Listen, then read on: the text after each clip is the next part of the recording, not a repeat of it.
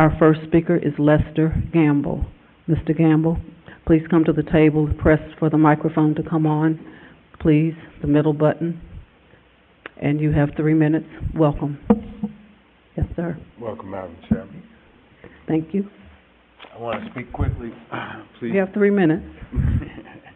I want to speak quickly, please omit my Mississippi twang. I'd like to start by saying thank you very much for the work you do for this community and especially young people. We can't move forward without you all and what you do each and every day. But as the stewards of property, facilities, and most of our funds, you understand that there has to be a source, but that source also has to come from other sources. If I might use a common phrase, we need to look at it holistically, or maybe the backpack approach as to how it affects people. If you take a look at what's going on in our community right now, there's a lot of burden on people in a multitude of areas. For an example, we have increasing bills in LG&E. I don't even need to speak of the water company and MSD. I own a property where I get a $100 bill every pay period for using 0 drops of water. That's only relevant because those are the costs that people have to incur.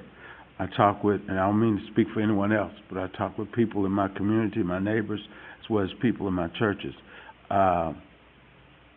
The wealth is not trickling its way down, and it is difficult for people. I know of people that work in 2 jobs. They have a difficult time with kids. Some other people I spoke to would want to be here today, but because of kids and the obligations they have there, and if you were outside, you saw that horrific traffic.